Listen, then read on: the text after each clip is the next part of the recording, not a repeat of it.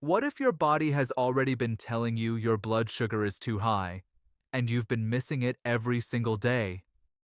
Not in your blood work, not in a lab result, but right there, on your feet. I know that sounds unusual. Most people believe diabetes is something you find out about at a doctor's office, a routine test, a phone call, a diagnosis. And yes, that's how most people find out. But what I've learned after years in clinical practice is that the body starts signaling elevated blood sugar long before any test confirms it. And the first place it speaks, almost every single time, is your feet. I want to tell you about a patient I saw not long ago, 64 years old, active, non-smoker, no family history of diabetes. He came in for a routine physical feeling completely fine. Before I even ordered labs, I asked him to take off his shoes. What I found told me almost everything I needed to know before a single blood test was run. His fasting glucose came back at 228. He had been diabetic for at least 2 years. He had absolutely no idea. Today, I'm going to show you exactly what I looked for on his feet. 9 warning signs, visible, physical, real, that most people dismiss as something minor or completely unrelated to blood sugar. For each one, I'll explain what people usually think it is, what's actually happening inside the body, and one specific habit you can start today to protect yourself. The CDC estimates that 1 in 5 Americans with diabetes doesn't know they have it. That's over 8 million people living with a condition that is silently damaging their nerves, their kidneys, their circulation, and their feet. And here's what makes this especially important. Most of the damage from diabetes doesn't start the day you're diagnosed. It starts years earlier, during the long window when blood sugar is elevated but nobody has caught it yet. That window is exactly where these 9 signs show up. And that window is exactly when the damage is still reversible. So let's get into it. And stay with me through all 9, because sign number 7 is the one I see misdiagnosed most often. And sign number 9 is one almost nobody ever talks about, including most doctors. Sign number 1. Tingling or numbness in your feet. Almost every patient I've ever seen with early diabetes has experienced this, and almost every one of them explained it away. My foot just falls asleep sometimes. I was sitting with my legs crossed. And yes, that happens to everyone occasionally. But here's the question I always ask. Is it happening regularly, without any obvious reason? Because recurring unexplained numbness or tingling in the feet is one of the earliest signs that blood sugar has been elevated for some time. Doctors call this peripheral neuropathy, and it starts before most people ever suspect a blood sugar problem. Here's what's happening inside the body. Your nerves are surrounded by a protective coating, similar to the insulation around an electrical wire. That coating allows signals to travel cleanly between your brain and your feet. When blood sugar stays elevated over time, it acts like a slow acid on that coating. The wire still functions for a while, but the signals start getting fuzzy. That fuzziness, that tingling, is your nervous system telling you something is wrong. The American Diabetes Association reports that peripheral neuropathy affects nearly 50% of people with diabetes. It is the single most common diabetic complication, and it almost always begins in the feet. What I recommend? A 20 to 30 minute walk every single day. Not a jog. A steady walk. Movement is one of the most powerful tools we have to keep blood flowing to the nerve endings in your feet. And start reducing added sugar in your diet today. Not next month. Today. Sign number 2. Burning in the soles of your feet, especially at night. This is the one my patients describe as the most distressing. Not because it's the most dangerous, but because it hits them when they're alone, lying in bed with nothing to distract from it. Most people assume it's from being on their feet all day, or the heat, or simple fatigue. And sometimes that's exactly what it is. But when a patient tells me their feet feel like they're on fire, particularly at night when they should be resting, I take that very seriously. Here's what is actually happening. The nerves in your feet have been damaged by excess sugar, and now they are sending incorrect signals to your brain. Your brain receives a heat signal, even though nothing hot is touching your foot. The nerves are misfiring. Think of it like a fire alarm with a broken sensor. The building isn't on fire, but the alarm keeps going off because the sensor itself is damaged. Your nervous system is doing exactly the same thing. The burning is coming from inside damaged nerve tissue, not from any external source. Research published in Diabetes Care found that burning foot pain is one of the earliest reported symptoms in patients later diagnosed with type 2 diabetes, often appearing 1 to 3 years before any formal diagnosis. 2 habits I recommend for this one. First, drink at least 8 glasses of water a day. Proper hydration helps your kidneys flush excess glucose and supports nerve tissue health. Second, add more fiber to every meal. Vegetables, legumes, oats. Fiber slows the absorption of sugar into your bloodstream, which is exactly what those damaged nerves need. Sign number 3. And I need you to pay close attention here, because this is the sign that stops being uncomfortable and starts becoming genuinely dangerous. A small wound, blister, or cut on your foot that simply won't heal. I hear this story regularly. Doctor, I had a little blister from my shoe 3 weeks ago. It still hasn't closed. I figured it just needed more time. Most small wounds do heal on their own, but not when blood sugar is consistently elevated. When glucose levels stay high over time, the tiny blood vessels throughout your body, including the smallest ones in your feet, begin to narrow and stiffen. This means that oxygen, white blood cells, and the nutrients your body uses to repair tissue simply cannot reach the wound fast enough. Imagine trying to water a garden through a hose that has a serious kink in it. The water exists, but it's not getting where it needs to go. That's exactly what elevated blood sugar does to circulation in your feet. The healing ingredients are in your blood, they just can't reach the wound. And an open wound that won't close is an infection waiting to happen. The CDC reports that diabetic foot ulcers are the leading cause of non-traumatic lower limb amputations in the United States, over 100,000 per year. Almost all of them were preceded by a small wound that was ignored or explained away. What I want you to do tonight: after your bath or shower, sit down and look carefully at both feet.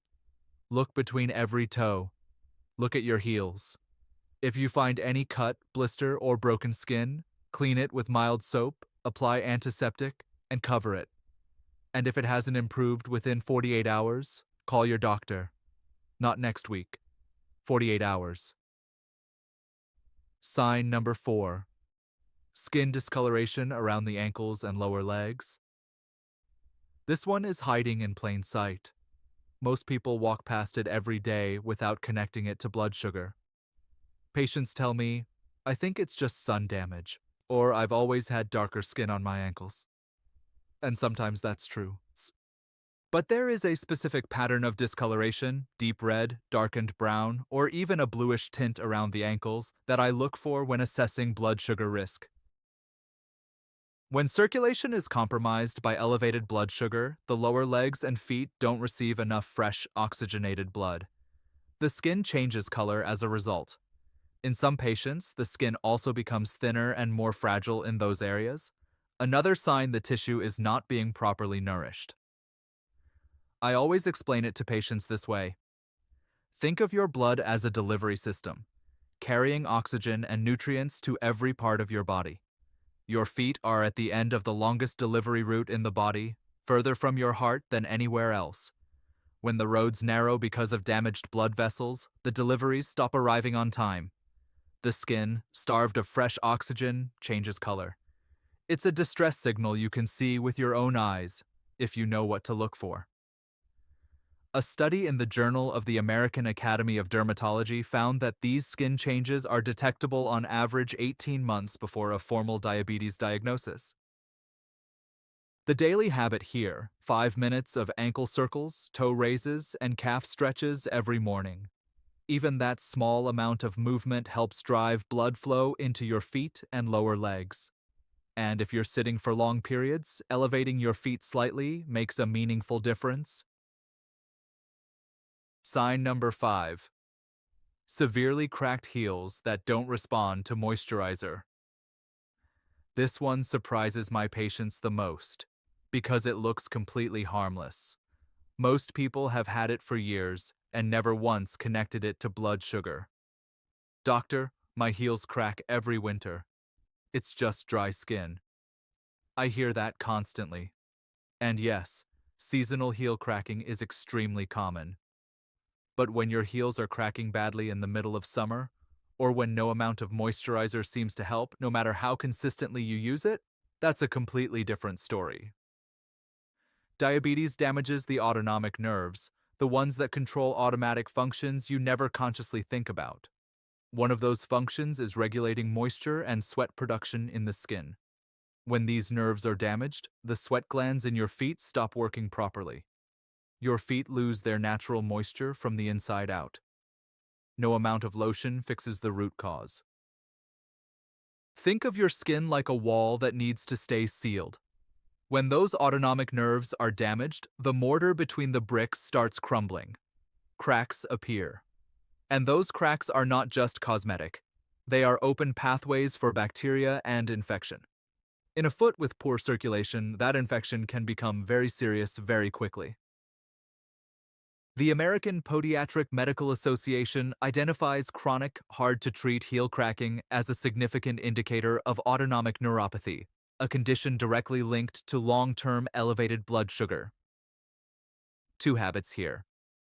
Moisturize your feet every night before bed. A good thick lotion or pure coconut oil applied to the sole and heel. But never apply moisturizer between your toes. Trapped moisture in that area breeds fungal infection. And drink 8 glasses of water daily. Your skin needs hydration from the inside as much as the outside. I want to pause here for a moment.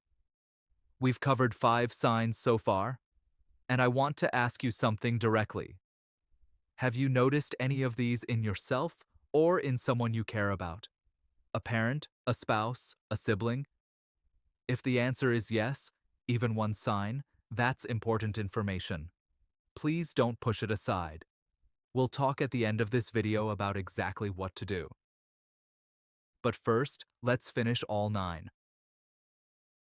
Sign number 6. Persistent swelling in the feet and ankles.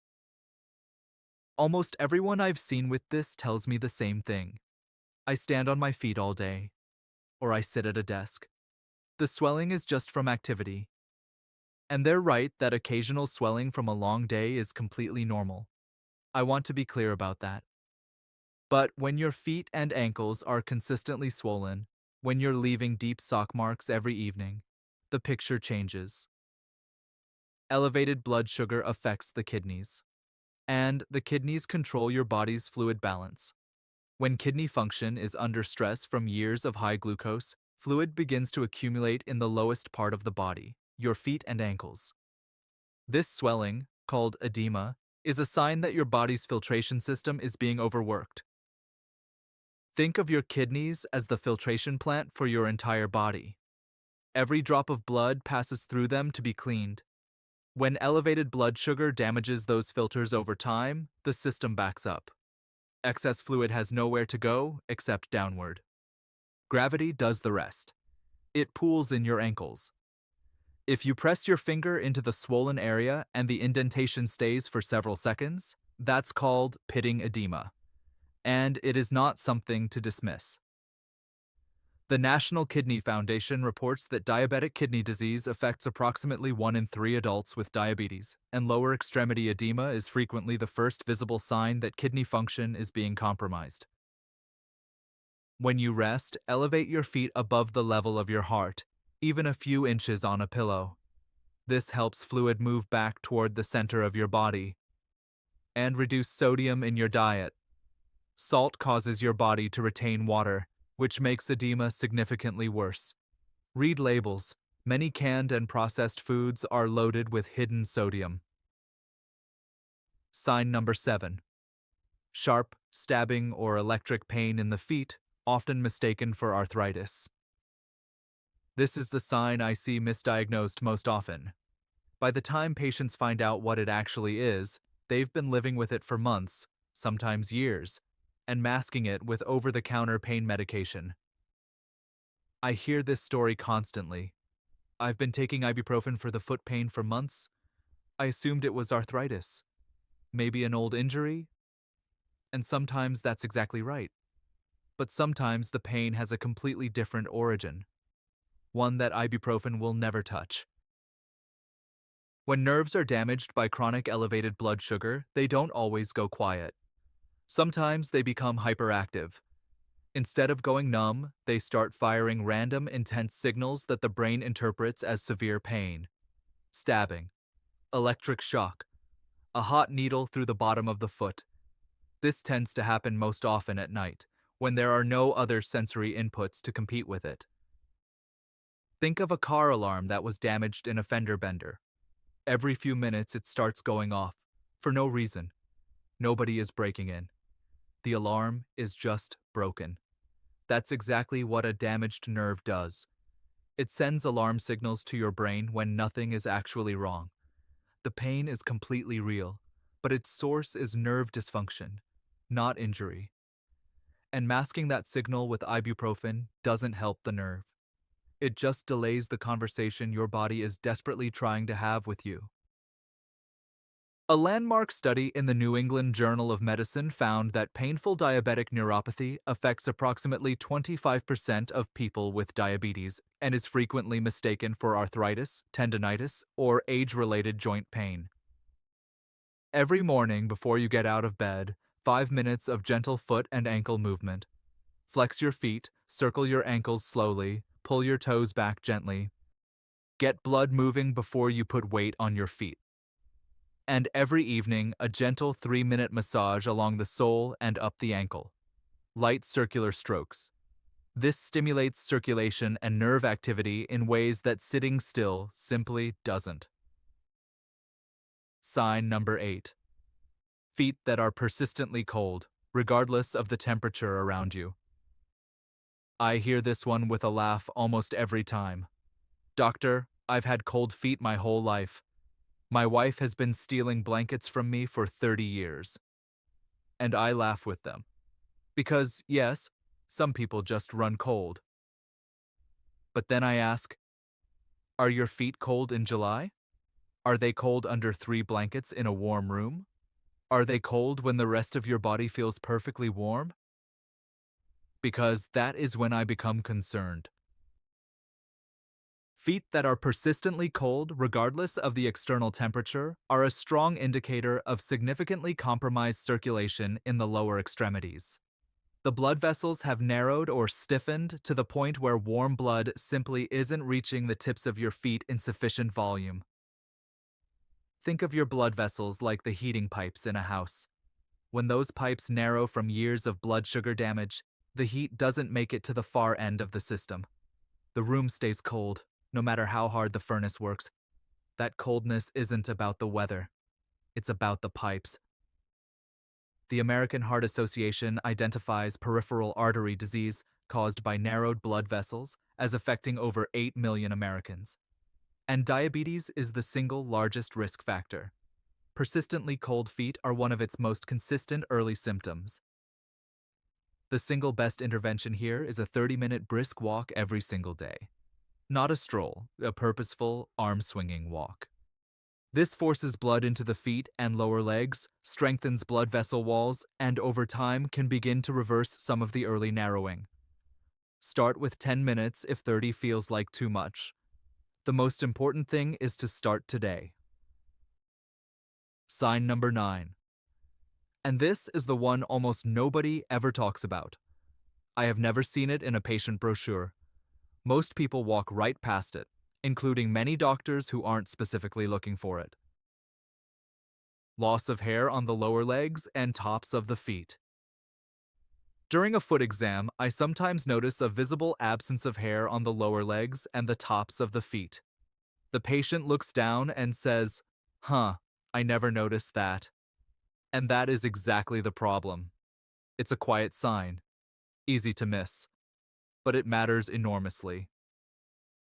Hair follicles require a steady supply of blood and oxygen to function. When circulation is significantly impaired by long-standing elevated blood sugar, the follicles in the feet and lower legs slowly stop receiving what they need. Over time, they stop producing hair entirely. That hair loss is a visible marker of blood vessel damage that has been progressing, in many cases, for years. Think of hair follicles like small plants in a garden. When the irrigation system is blocked, the plants don't die immediately. They gradually stop growing.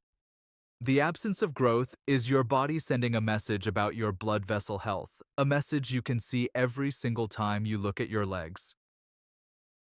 Research published in Diabetes and Obesity found that hair loss on the lower extremities correlates significantly with peripheral vascular disease in diabetic patients and is a reliable early sign that physicians are specifically trained to check for. Right after this video, look at your lower legs and the tops of your feet. If the hair is significantly thinner than the rest of your leg, or absent entirely, schedule a blood glucose test this week. Not this month. This week. A basic fasting glucose test costs approximately $12 at any certified lab and is covered by Medicare for most people watching this. $12. That number can change the entire trajectory of your health. We've covered 9 signs. 9 different ways your body may already be trying to tell you something important about your blood sugar. And I want to be honest with you about something before we finish. One of the hardest parts of my job is sitting across from a patient who has had every one of these signs for 2 years and is only now finding out what they mean. Not because they didn't care. They cared deeply. They just didn't have the information. You now have that information, and I want you to do just one thing with it. Tonight, before you go to bed, sit down and look at your feet. Take 30 seconds. Look at the skin. Look between the toes. Notice whether your feet feel numb or tingly. Check for any wound that shouldn't be there. Look at whether the hair on your lower legs looks thin or absent. 30 seconds. That's all I'm asking. And if you recognize any sign on this list, call your doctor tomorrow. Not next week. Tomorrow. Because the earlier you catch this, the more completely it can be addressed, in most cases through changes in diet, daily movement, and targeted medical support. My patient from the beginning of this video, the 64-year-old who came in feeling fine, he is doing well today. Because we caught it. Because I looked at his feet before I ordered a single lab.